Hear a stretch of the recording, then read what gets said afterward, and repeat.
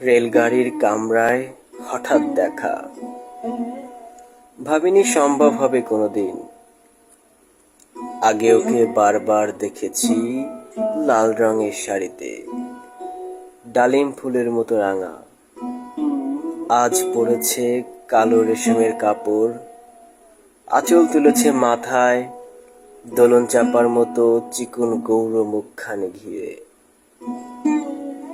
মনে হলো কালো রঙে একটা গভীর দূরত্ব ঘনিয়ে নিয়েছে নিজের চারদিকে, যে দূরত্ব সর্ষে ক্ষেতের শেষ সীমানায় শালবনের নীলাঞ্জনে।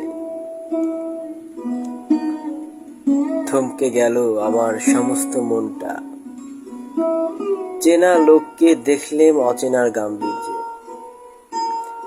হঠাৎ খবরের কাগজ ফেলে দিয়ে আমাকে করলে নমস্কার।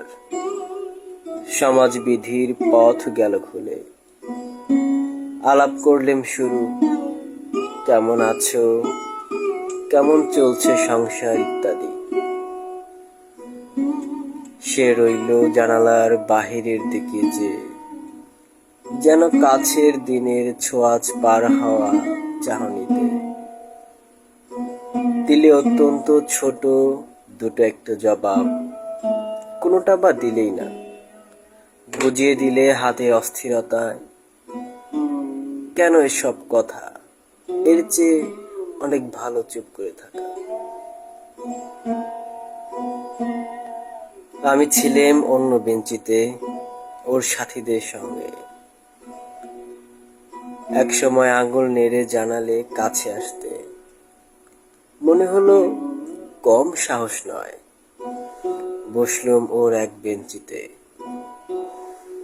গাড়ির আওয়াজের আড়ালে বললে মৃদু স্বরে, কিছু মনে করো না, সময় কোথা সময় নষ্ট করবার। আমাকে নামতে হবে পরের স্টেশনে। দূরে যাবে তুমি, দেখা হবে না আর কোনোদিনে। তাই যে প্রশ্নটার জবাব এতকাল থেমে আছে, শুনবো তোমার মুখে। সত্য করে বলবে তো? আমি বললেম, বলবো। বাইরের আকাশের দিকে তাকিয়ে শুধোলো, আমাদের গেছে যে দিন, একেবারেই কি গেছে, কিছু কি নেই বাকি। এটুকু রইলেম চুপ করে। তারপর বললেম, রাতে সব তারাই আছে দিনের আলোর গভীরে। খটকা লাগলো, কি জানি বানিয়ে বললেম নাকি। ও বললে, থাক এখন যাও ওদিকে। সবাই নেমে গেল পরের স্টেশনে। আমি চললেম একা।